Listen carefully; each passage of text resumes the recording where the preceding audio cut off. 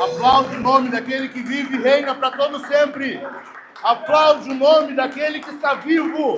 Ele esteve morto, mas ressuscitou ao terceiro dia. Aplaude, bendiz o nome daquele que vive e reina para todo sempre. Seu nome é Jesus, o nome que está acima de todo nome. Bendito é o nome dele, glorificado é o nome dele. Coisa boa saber que estamos na presença dele, estamos diante dele para bendizê-lo, para exaltá-lo. Ele é digno, ele é merecedor de toda honra, de toda glória. Bendito é o nome dele. Houve um momento, houve um segundo naquele domingo de manhã que o ar nos seus pulmões entrou novamente, inflou, e ouviu-se um... Bendita a respiração que não acabará nunca mais, que nunca mais cessará, nunca mais será cortada. Este é o nosso Senhor. Bendito é o nome dele. Quem está feliz essa manhã? Aplaude de novo o nome dele, então. Bendito é o nome dele.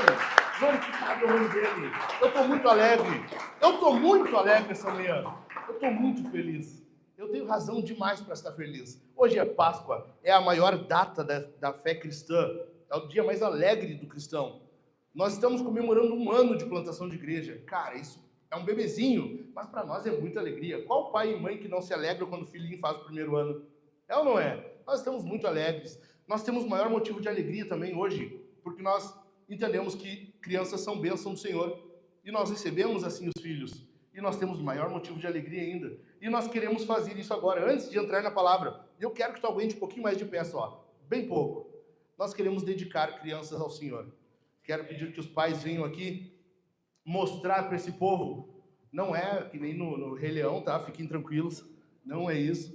Nós vamos dedicar os nossos filhos. Por que a gente faz isso? Por que nós dedicamos filhos ao Senhor enquanto os pais se aproximam? Porque nós entendemos que os nossos filhos não são nossos. Presta atenção aqui. Os nossos filhos não são nossos. Eles são de Deus.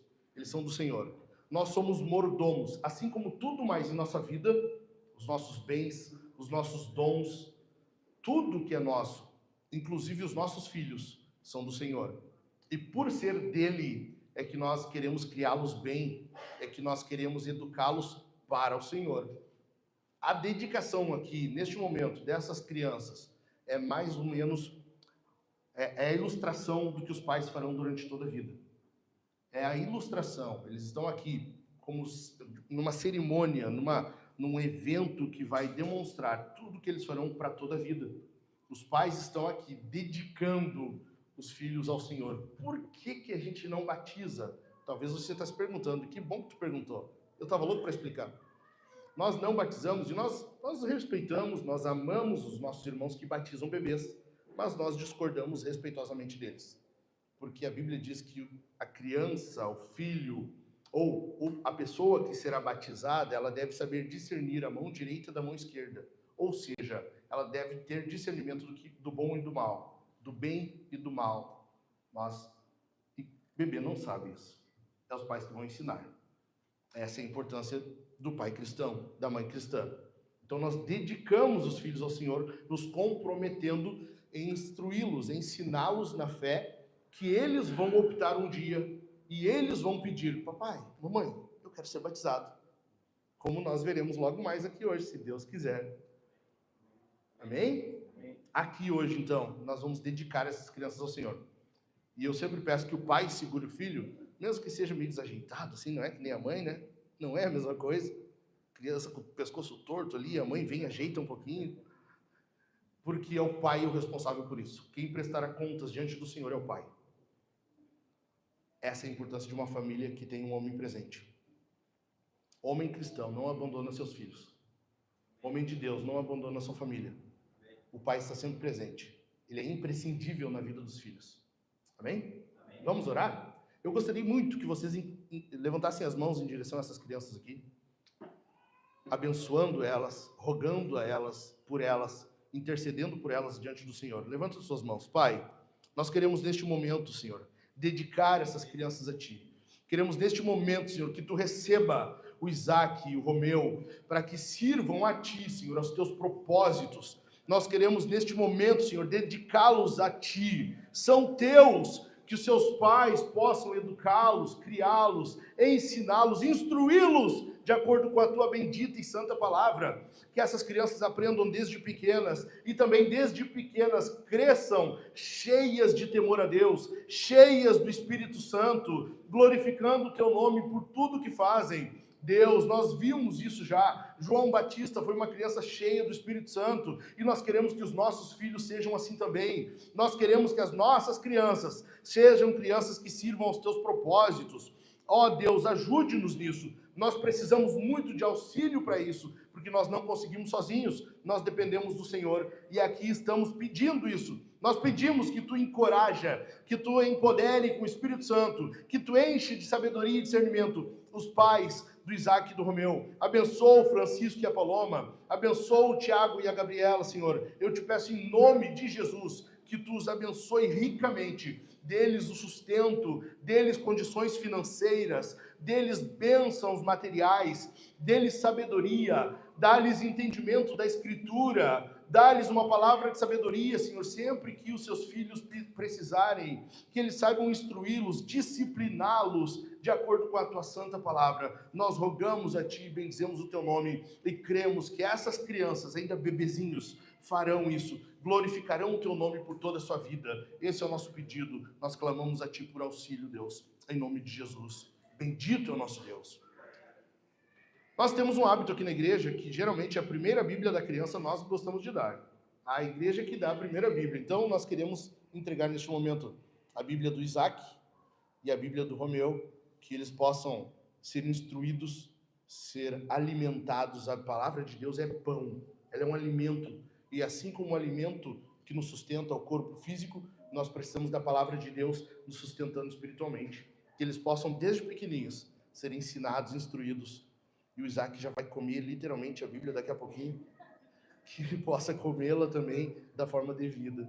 Amém, meus irmãos? Aplaude o Senhor mais uma vez. Pode sentar. Toma teu assento. Toma teu assento. Enquanto isso, eu quero que tu pegue a tua Bíblia na mão.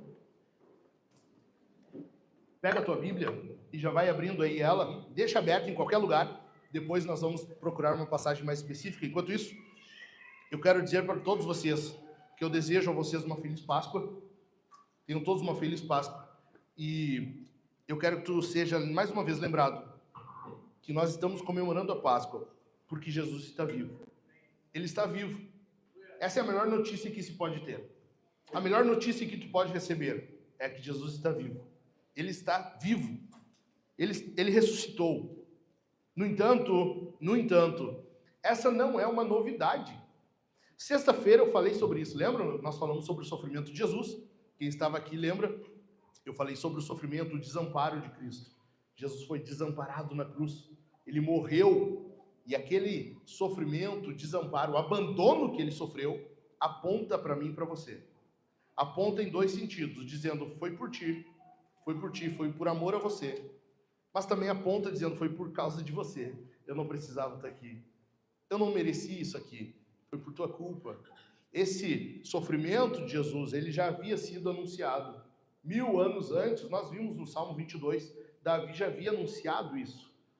E hoje eu quero que você veja comigo também como essa vitória de Jesus, a ressurreição sobre a morte, sobre o inferno, sobre o pecado, também não era algo inesperado. Já havia sido prometido algumas centenas de anos antes. Então acha aí o livro de Isaías, no Antigo Testamento. Se tu for abrir no Antigo Testamento, ou se tu abrir a Bíblia no meio, é muito provável que tu vá abrir ali pelos Salmos. Se tu achar os Salmos, que é um livro fácil de achar, tu passa um pouco, vai adiante, em direção ao Novo Testamento. Tu vai passar aí os livros poéticos e logo tu vai chegar nos profetas. E o primeiro dos profetas é Isaías. Encontra aí o livro de Isaías. Enquanto tu vai achando, eu quero que tu ache Isaías capítulo 12. Enquanto tu acha, eu quero que tu entenda que Isaías, ele viveu 700 anos antes de Jesus. Cara, é muito tempo. É mais do que o tempo que o Brasil existe.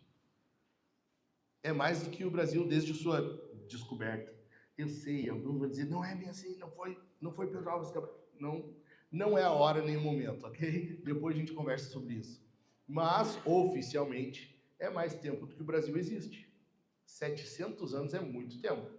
Achou aí Isaías 12? Amém? Vamos ler? Versículo 1 até o versículo 6, que é um capítulo bastante curto. Naquele dia, você dirá: graças te dou, ó Senhor, porque ainda que te iraste contra mim, a tua ira se retirou e tu me consolas.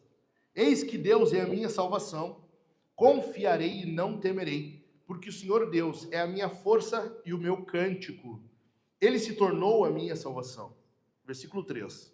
Com alegria vocês dirão, vocês tirarão a água das fontes da salvação.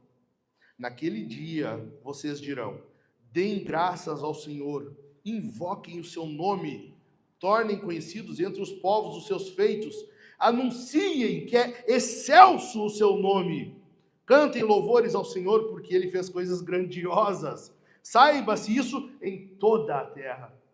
Versículo 6. Exultem e gritem de alegria, ó moradores de Sião, porque grande é o Santo de Israel no meio de vocês. Coisa linda isso aqui. 700 anos antes, nós estamos vendo o profeta anunciando uma vitória grandiosa. Aqui, esse capítulo, para tu entender o contexto basicamente, Isaías capítulo 11, que é um capítulo anterior, Isaías já havia profetizado sobre a promessa que Deus estava fazendo para Israel, a promessa de um reinado de paz. O Messias viria e implementaria um reino. Esse reino seria um reinado de paz, prosperidade. A glória retornaria a Israel, porque nesse momento Israel estava em decadência. Logo adiante, eles viriam para o exílio. Babilônia destruiria o Reino do Sul. E eles estão aqui no momento em que está indo de mal a pior. E Isaías, ele se levanta e ele diz: virá um tempo, vai vir um tempo, em que vocês dirão: a tua ira estava sobre nós, mas agora nós temos consolo. Olha isso aqui, 700 anos antes, a palavra de Deus está mostrando para nós que o seu povo, o povo de Deus, cantaria um cântico de louvor ao Messias após ele cumprir a sua missão. Após Jesus vir, o Messias vir e cumprir o seu dever, a sua missão, aquilo para o qual ele veio, o povo de Deus então levantaria a sua voz e cantaria ele. Coisa linda isso aqui. Isso aqui é lindo demais. Então, com base nesse texto, eu quero que nós analisemos rapidamente, poucos minutos, 3 atitudes do povo de Deus que foram prenunciadas pelo profeta. Atitudes que você e eu temos que ter, atitudes que nos ajudarão a viver como povo de Deus. Em primeiro lugar, nós temos que ter necessariamente gratidão. Nós temos que ter gratidão em nosso coração. Versículos 1 ao 3, leia comigo. Não feche a tua Bíblia, por favor, porque assim tu pode ir comparando com o que eu estou falando e ver se eu estou falando bobagem, ok? Deixa a Bíblia aberta. Versículos 1 a 3. Naquele dia você dirá: graças te dou, ó Senhor, porque ainda que tiraste contra mim, a tua ira se retirou e tu me consolas. Antes de nós termos a boa notícia do Salvador, a boa notícia de salvação, nós temos uma má notícia. Nós temos uma má notícia. Qual é? A ira do Senhor é contra você. A ira do Senhor é contra mim e contra você. Deus tem a sua ira voltada, direcionada, mirada em mim e em você. A má notícia é essa: a ira é de Deus. E cara, contra a ira de Deus ninguém pode. Nós tínhamos isso sobre nós. Nós tínhamos a ira de Deus voltada sobre nós por causa do pecado, óbvio.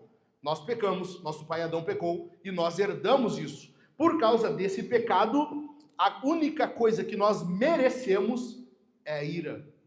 É a ira de Deus. Nada mais há de bom sobre nós. A própria Bíblia diz, Gênesis 6,5, que o coração humano planeja somente o mal. Os desígnios do coração humano são maus. Nós éramos inimigos de Deus. Nossa vontade era contrária à do Senhor. Ou seja, a ira dele estava pesando e ela viria sobre nós mais cedo ou mais tarde. A ira do Senhor acabaria nos atingindo, assim como atingirá alguns. O que acontece aqui? Nós temos que entender que é uma má notícia antes de vir a boa notícia. A ira de Deus é contra todos, presta atenção, a ira de Deus é contra todos aqueles que pecam. Tu já pecou alguma vez? Tu já pecou alguma vez na tua vida? Alguns aí estão tentando lembrar, será que eu já pequei? Se tu já pecou alguma vez na tua vida, e deixa eu te falar uma coisa, sabe aquelas canetas Bic? Sabe? Quem sabe? Se tu já pegou uma Bic que não é tua e não devolveu, tu pecou. Se tu pegou uma Bic, centavos, e não devolveu, tu pecou. A ira de Deus está sobre você. Pastor, mas isso é injusto, olha, não faz sentido. É uma Bic. Eu nunca matei, nunca roubei, nada mais grave. Não. Ainda assim, porque não importa o tamanho do pecado, importa é contra quem foi cometido. Tu cometeu um pecado contra alguém eterno, logo a punição precisa ser eterna. Ou seja, todos nós somos merecedores da ira do Senhor. Nós todos éramos dignos da ira. E uma vez que Deus está irado contra nós, quem pode retirar essa ira? Quem pode?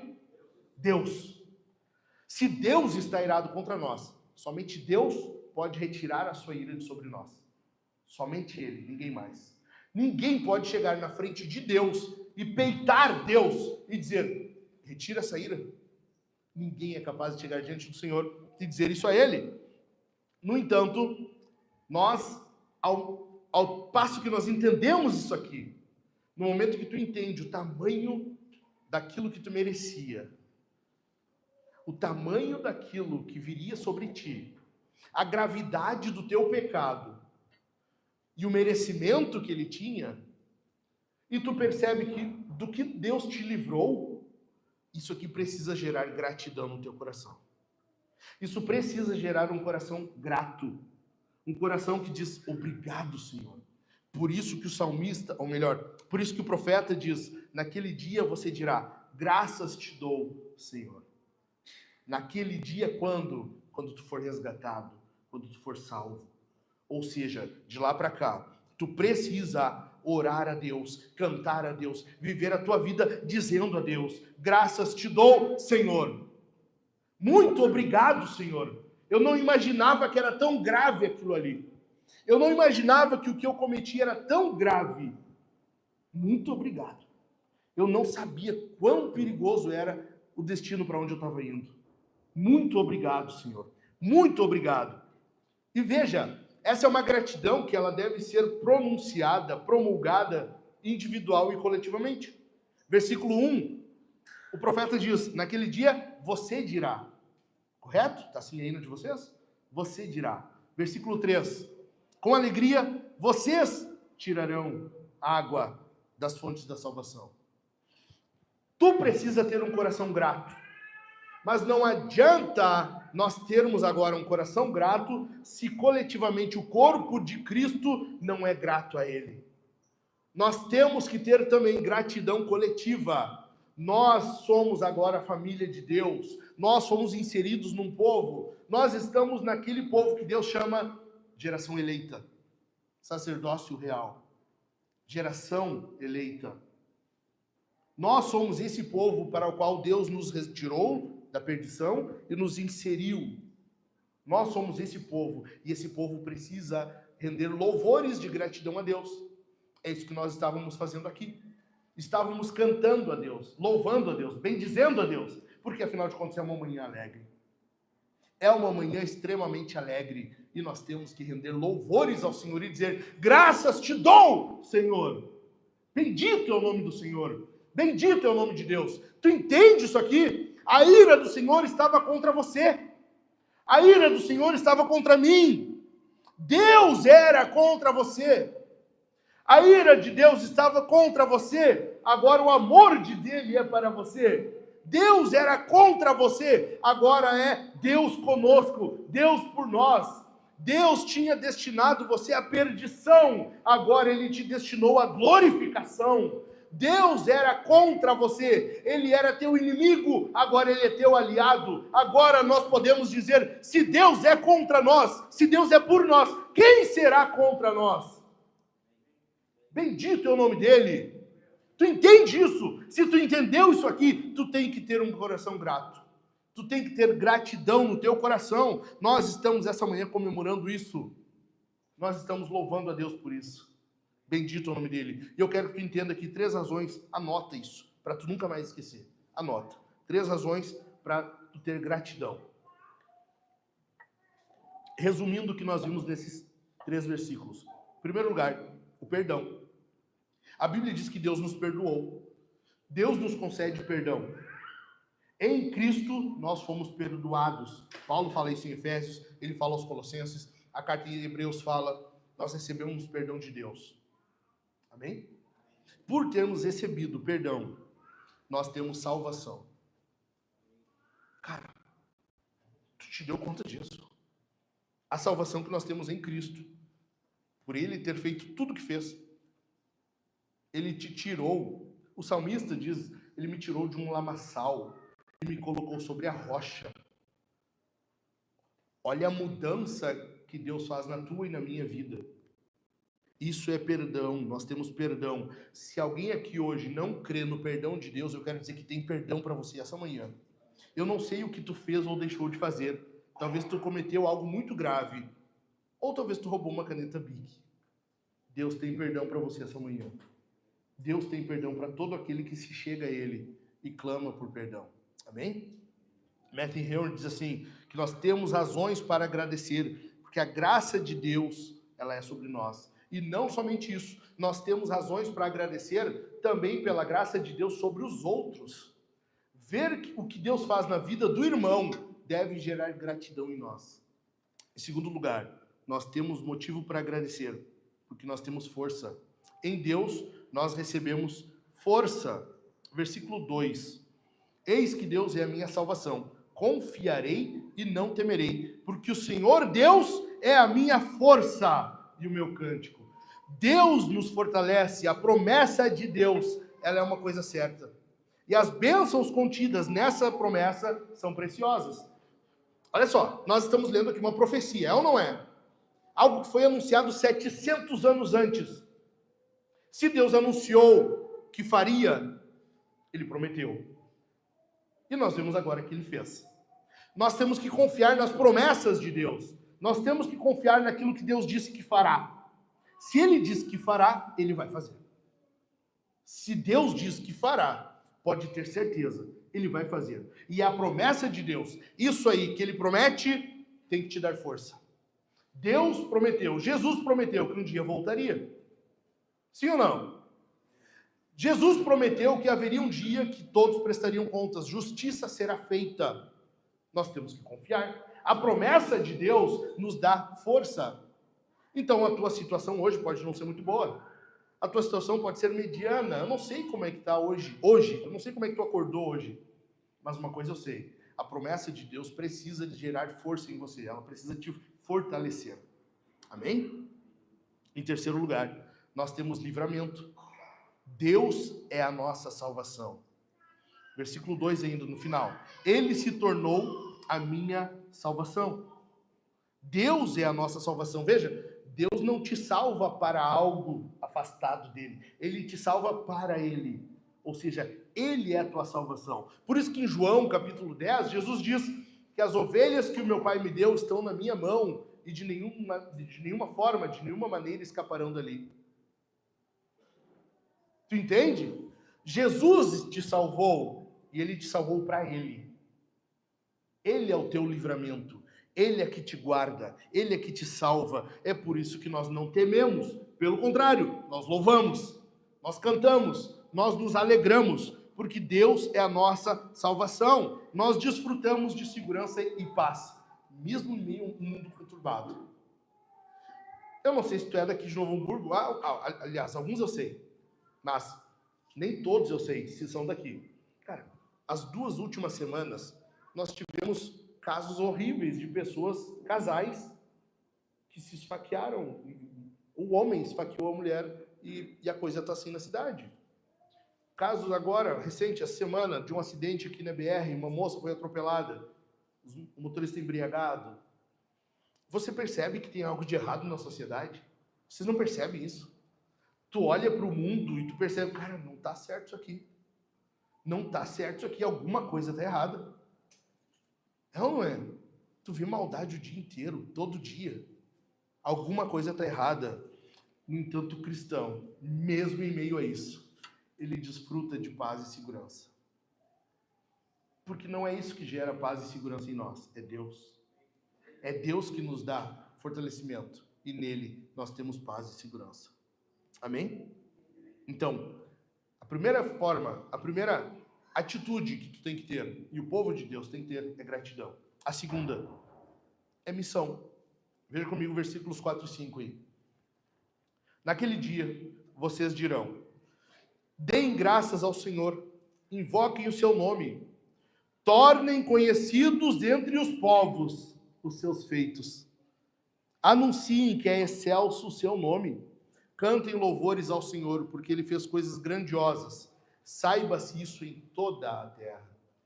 Aqui o profeta Isaías está conclamando o povo, está chamando o povo para uma adoração coletiva. A primeira coisa que é feita aqui é chamar o povo para vir. O povo de Deus se reúne e eles invocam o nome de Deus.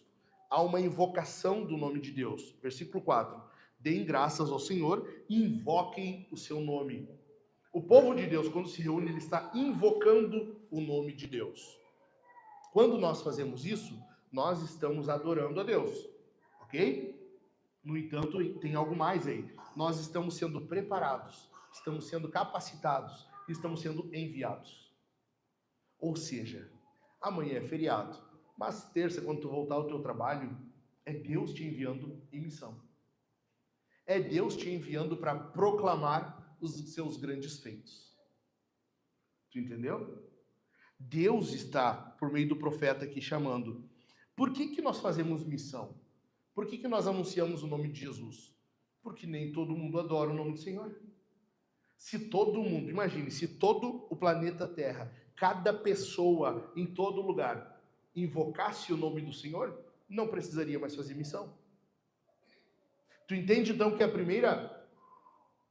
o primeiro propósito da igreja não é missão, é adoração. Nós somente fazemos missão porque nem todos invocam o nome do Senhor.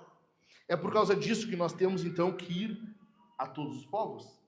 É por isso que nós temos que fazer conhecidos os feitos do Senhor, o anúncio daquilo que Ele fez e de quem Ele é. Olha aí comigo, primeiro, o que Ele fez. Os seus feitos, está no versículo 4 ainda.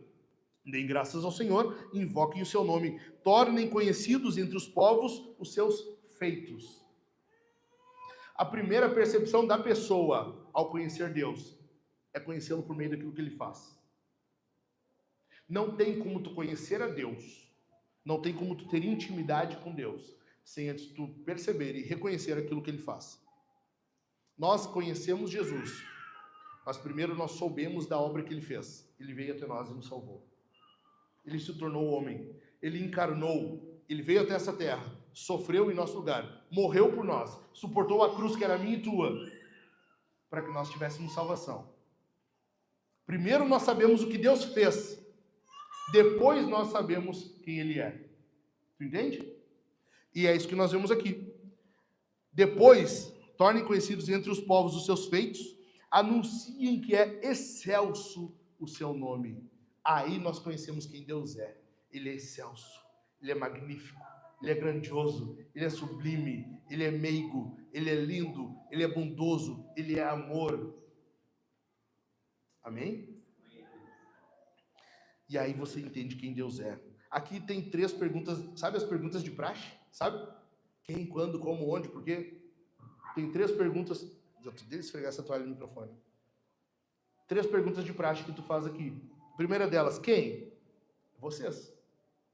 O profeta está dizendo, vocês, naquele dia, vocês dirão. Os crentes que foram alcançados por essa morte e ressurreição do Senhor, por essa vitória do Senhor. Vocês. Quem? Vocês.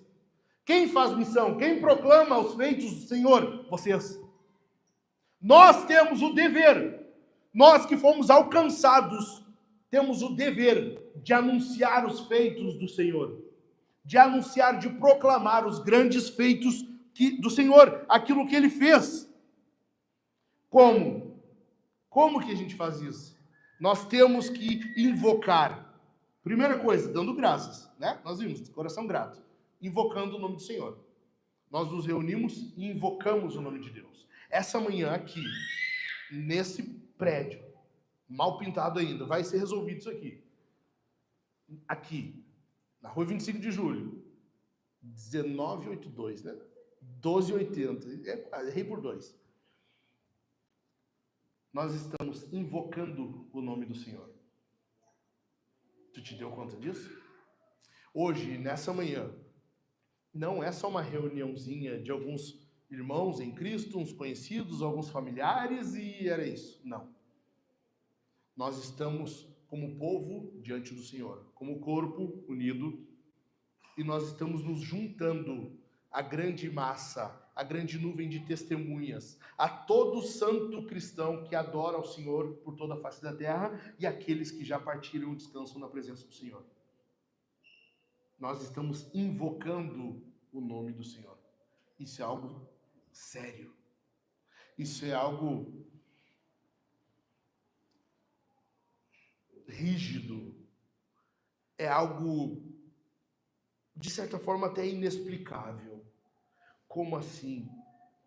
Como que nós nos juntamos aos irmãos que já partiram? Como que nós nos juntamos aos outros irmãos, às outras igrejas? Como isso? É por causa do Espírito Santo? É Ele que nos une. É por causa do Espírito Santo que nós podemos dizer que estamos unidos em um único coro, rendendo louvores a esse sublime Senhor que ressuscitou na manhã de domingo. Amém? Então nós nos reunimos e invocamos o seu nome.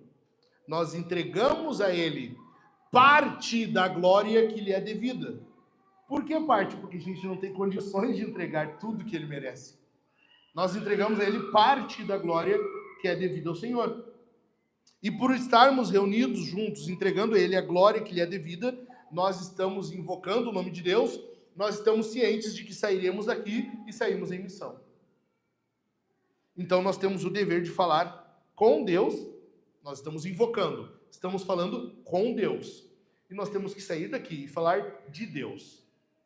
Tu fala com Deus e tu fala de Deus. Entendeu? Amém? Além disso, onde? Saiba-se isso em toda a terra. Versículo 5. Saiba-se isso em toda a terra. Lembra do que Jesus falou?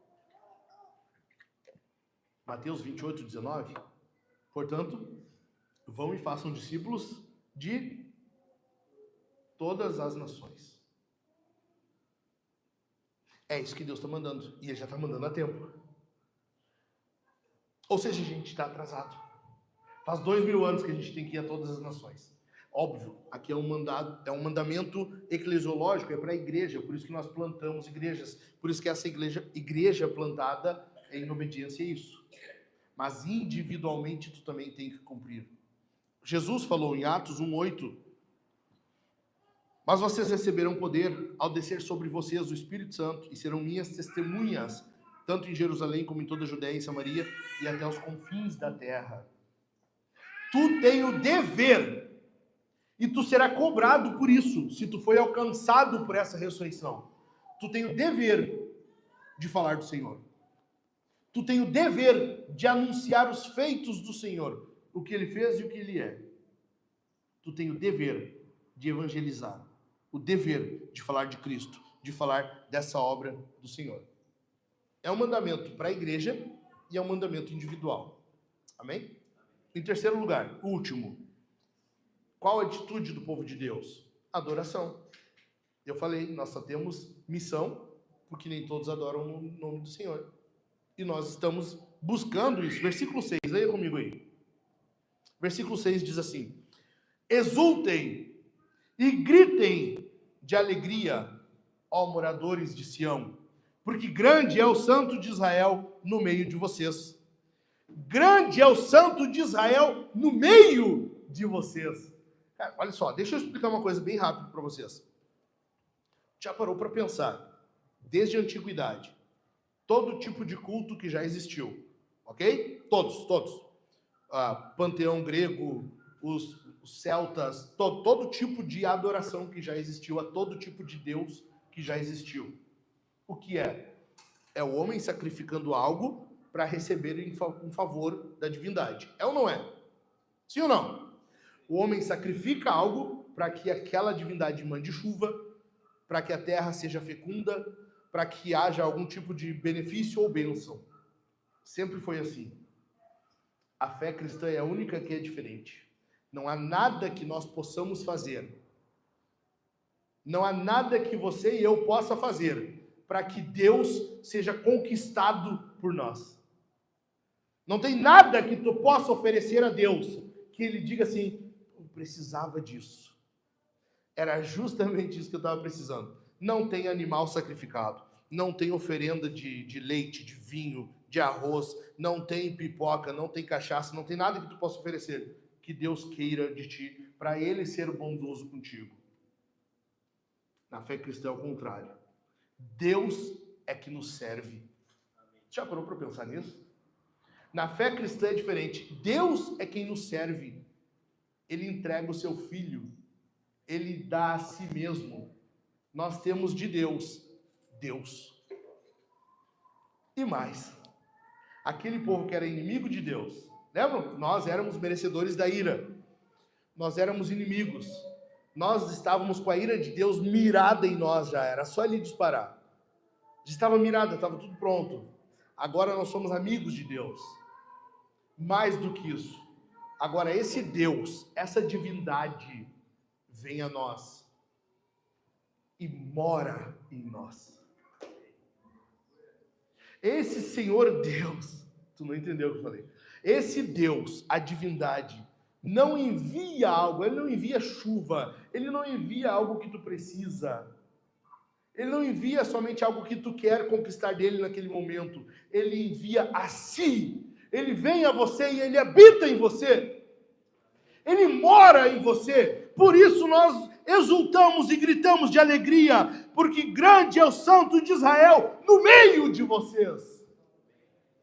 Isso quer dizer que hoje, com o povo de Deus reunido, o Senhor está no nosso meio. Ele está aqui. Renda louvores ao nome dEle. Glorifique o nome dEle, porque Ele está aqui. Ele está recebendo o teu louvor diretamente de ti. Grande é o Santo de Israel no meio de vocês. Bendito é o nome dEle. Bendito, exaltado é o nome dEle. Há um chamado aqui. Aqui está havendo um chamado. Venha e louve a Deus com o povo de Deus. Louve a Deus com o seu povo. Renda louvores, exultem e gritem de alegria.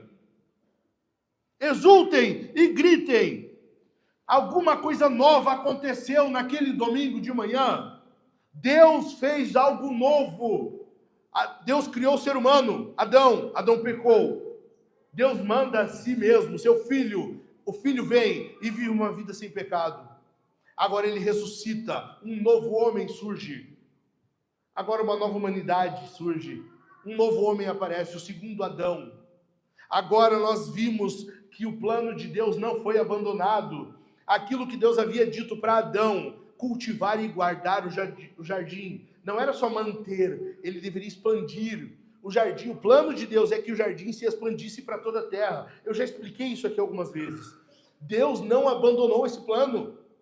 Em Cristo, o jardim está sendo reconstituído e nós teremos novamente a vida plena que tínhamos com Deus, lá naquele jardim. Bendito é o nome dEle. Deus criou um novo homem. Há uma nova humanidade agora. Há uma nova humanidade. Deus fez algo novo, o novo Adão, o segundo Adão, para que toda a terra... Por isso que nós temos que anunciar a toda a terra, faça-se conhecido a toda a terra seja um novo Éden. Bendito é o nome dEle, exaltado é o nome dEle. A nossa tendência é olhar para trás. É olhar para trás e tu quer voltar. Pô, época boa, hein? Eu sou da década de 80. Eu sou da década de 80, a melhor década que a humanidade já experimentou. Quem disser que não é porque não entende. A melhor década da humanidade foi a década de 80. E a tendência nossa é olhar para essa época e tu... Oh, deu errado, vamos voltar. Não deu muito certo. Algo de errado não está certo. E tu quer voltar. Pô, época boa era a minha época. É ou não é? A gente olha para trás e a gente pensa, pô, que época boa. Pô, olha agora como estão as coisas. Nós temos a tendência de querer voltar. Aqui Deus está mostrando para nós que nós temos que ter o olho no futuro. Nós temos que olhar para o futuro, nós temos que olhar para frente. Nós temos que olhar para algo que ainda virá. Muito se critica daquela frase cristã, né? Que muito já foi usada de forma errada também, mas enfim, o melhor de Deus está por vir, sabe? Muitos criticam, não, o melhor de Deus já veio, Jesus. Sim, mas ele não vai voltar? Animal. Ele não vai voltar? Então o melhor de Deus está por vir. Tu tem que ter os olhos no futuro. O teu alvo está para frente. Tu não fica com preciosismo do que passou. Nós temos a tendência de olhar para trás e querer voltar. Aquela época era boa, o jardim era bom, nós tínhamos que voltar para lá. E era isso que nós faríamos se Deus não tivesse colocado arcanjos no jardim com uma espada flamejante impedindo o nosso retorno. Mas Deus quer que nós avancemos, Deus quer que nós vamos avante. Então siga avante, olhe para frente, não volte para trás, avance, porque Deus tem o melhor para a tua vida à frente. Amém? O melhor de Deus está por vir, sim. Deus tem o melhor para nós, sim. E ainda virá. Nós já experimentamos, mas não de forma plena. Nós já temos de Deus experimentado aquilo que Ele vai nos conceder de forma plena lá na frente. Nós já temos, só não é pleno. Bendito é o nome dEle. Bendito é o nome dEle. Por isso que nós entendemos que a ressurreição de Jesus é uma garantia escatológica. É uma garantia de que as coisas que foram prometidas para frente, elas vão se concretizar. Lembra que eu falei da promessa de Deus? Deus prometeu, Ele vai fazer. A ressurreição de Jesus é uma garantia disso. Ele ressuscitou naquela manhã. E a ressurreição dele é uma garantia de que aquilo que Ele prometeu ainda vai se cumprir. Ou seja, espere em Deus. Confie em Deus. Aguarde em Deus. Tenha expectativa em Deus. A coisa não vai continuar sempre desse jeito. O real não vai ficar sempre desvalorizando. O Lula não vai ser sempre o presidente. Bolsonaro também não. Calma, não tô tomando partido aqui. Nós não vamos ter sempre esse presidente meia boca aí, sabe? Nem sempre nós teremos esse Senado e essa Câmara dos Deputados horrível que nós temos. Nem sempre nós teremos esses líderes governantes que nós temos. Essa corrupção que predomina no nosso país nem sempre vai ser assim. Haverá um dia, bendito é o nome do Senhor, haverá um dia em que nós teremos um rei verdadeiro. Haverá um dia em que nós teremos um rei justo reinando. Haverá um dia em que nós teremos um governador justo na nossa liderança. Haverá um dia em que nós estaremos num reino que não é reino humano. É um reino justo, um reino pleno, um reino de felicidade. A ressurreição de Jesus é uma garantia disso. E tu precisa ver dessa forma. Tu precisa ver que a ressurreição de Jesus não é algo que ficou no passado. Não é um fato histórico apenas. É uma garantia de algo futuro. É uma garantia de algo que virá. Amém? Por isso o texto diz: exultem e gritem de alegria. Uma curiosidade sobre esse termo aqui, exultem e gritem de alegria, no original, é relinchar. É relinchar. Sabe? Tu ter uma notícia tão boa, cara. Algo tão bom que tu não consegue te aguentar calado. Sabe? Tu percebe isso? Sabe as melhores notícias da tua vida, que tu exulta, tu dá um grito, sabe? Tipo, o Colorado ganhou o último, sem ser o último agora, o penúltimo Grenal. Cara, o ápice da vida dos Colorados, sabe? O Grêmio, 2017, ganhou do Libertadores, lembram? Cara, qual gremista que não gritou? O que te faria gritar de alegria? Me diz. Ou guarda pra ti, mas pensa aí. Ganhar na Mega Sena? uma porcaria de um prêmio que tu gasta em 2 anos, que no Brasil não dura. O que te faria gritar de alegria? Essa manhã está sendo anunciado para você algo pelo qual tu deve gritar, exultar e gritar de alegria. Ele está vivo! Ele venceu a morte! Ele venceu o pecado, o pior inimigo que nós tínhamos. Isso é razão para exultar e gritar de alegria. Bendito é o nome dele. Isso é razão para nós proferirmos um grito repentino de alegria, de exultação. Bendito é o nome dele. Então eu quero deixar para ti aqui 3 motivos pelos quais nós podemos e nós devemos exultar e gritar de alegria. Primeiro deles, o Senhor é digno de glória. O nosso Deus, o Senhor Jesus, é digno de glória. E aqui tu tem que guardar isso. Não tem nada, presta atenção aqui, não tem nada mais importante na tua vida, nem hoje, nem nunca, do que isso aqui. A coisa mais importante na tua vida é tu render glória a quem merece glória. É tu render glória ao Senhor Deus que ressuscitou e venceu o pecado e a morte por ti e por mim. Essa é a coisa mais importante da tua e da minha vida. Em segundo lugar, nele nós seremos glorificados. A ressurreição de Jesus, esse segundo Adão, é uma garantia, porque a Bíblia diz que assim como ele é, nós seremos. Nós seremos como Jesus. Por isso que a Bíblia já manda nós sermos como Jesus desde já, imitá-lo. Porque haverá um dia que nós seremos semelhantes a ele. Na teologia, isso se chama glorificação ou divinização. Você será como Deus. Eu não estou dizendo que tu vai ser um Deus, sabe? Um Deusinho. Já tem uns que se acham Deus hoje. Imagina se eu falar que vai ser. Você vai ser como Deus. Você vai ser como o Senhor. A Bíblia diz que nós já experimentamos a vida divina em nós. Pedro escreveu isso. Quanto mais naquele dia que você receber um corpinho glorificado. Não vai mais ser essa bagaça aí. Imagina.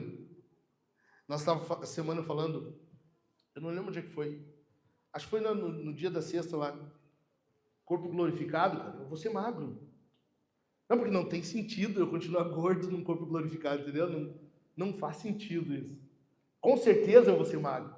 Tu vai olhar para mim e tu vai dizer, nossa, como tu emagreceu. Não, eu apenas fui glorificado. Eu mantive o aspecto que eu tinha. Só emagreci, só isso. Imagina você com o corpo glorificado. Tu não consegue imaginar? Imagina o Senhor. Naquela manhã de domingo, ele estava assim. Ele recebeu um corpo glorificado, que é uma garantia. Vocês serão assim. Amém? Nós seremos glorificados. Em terceiro lugar, ele é digno de glória no meio do seu povo. Sim, Deus é digno de glória, mas ele é digno de glória no meio do seu povo. Isso quer dizer que tudo que nós estamos fazendo aqui essa manhã é somente um treino. É somente uma preparação. Se tu não tem prazer em louvar a Deus aqui com o seu povo, dificilmente tu terá prazer e alegria em louvá-lo na eternidade. Se tu não te agrada em louvar e bendizer o nome do Senhor aqui, hoje, essa manhã, muito provavelmente tu não sentirá alegria com o povo de Deus na eternidade. Pense nisso por um segundo. Pense nisso. Deus é digno de glória no meio do seu povo. Ele é digno de glória no meio do seu povo. Deus, tu parou para pensar que Deus quer estar conosco? Cara, se não era de nós estar pulando essa hora, realmente exultando, gritando de alegria, jogando as cadeiras para o alto, fazendo uma coisa errada. Deus quer estar no meio do seu povo. Ele tem prazer em estar com o povo. Bendito é o nome dele. Fica de pé por um instante. Eu quero orar contigo. Nós já vamos, na sequência, depois da oração para o batismo, nós vamos ter o batismo. E eu quero muito orar contigo antes.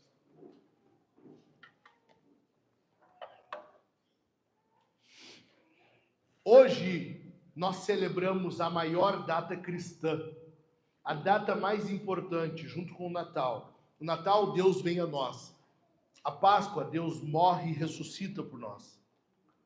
No Natal, Deus encarna. Na Páscoa, Jesus tem a sua carne rasgada, dilacerada por nós. E ele recebe um corpo glorificado por nós. No Natal, Deus vem a nós e ele nasce pobre, numa manjedoura simples, sem recursos. Na Páscoa, ele morre como um pobre, miserável, um ladrão. A Bíblia diz que ele morreu e foi crucificado entre ladrões, mas ele ressuscita como rei. Ele ressuscita como alguém digno de glória. Ele ressuscita como aquele que virá. Ele ressuscita como aquele que traz o reino nos seus ombros. Ele ressuscita como um rei soberano que nunca mais sairá do trono. Ele ressuscita como aquele que receberá louvores de todos. Alguns por espontânea vontade, outros porque terão seus joelhos quebrados e vão ter que se dobrar diante dele. Filipenses fala isso. Jesus vem a nós e hoje nós celebramos a maior data cristã, a data em que ele, de fato, ressurgiu dos mortos. Ele venceu o nosso pior inimigo. A morte não podia contê-lo. A Bíblia diz que o salário do pecado é a morte. Jesus nunca pecou. Era impossível que ele continuasse morto. Em algum momento a morte teria que abrir suas garras e deixar que ele escapasse, porque era impossível que ele fosse contido por ela. Bendito é o nome dele. Era impossível que Jesus fosse mantido morto, porque a morte não tinha poder sobre ele. É por isso que antes de morrer ele disse: eu voluntariamente a dou, falando da vida dele, eu voluntariamente a dou, e assim como a dou, eu a tomo de volta.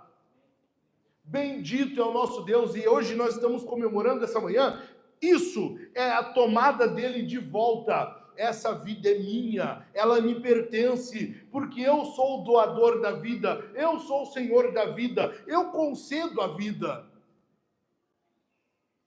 Bendito é o nosso Deus, bendito é o nosso Senhor. É por causa dele que nós estamos aqui essa manhã, é por causa dele que nós celebramos hoje aqui um ano que nós plantamos essa igrejinha, cara.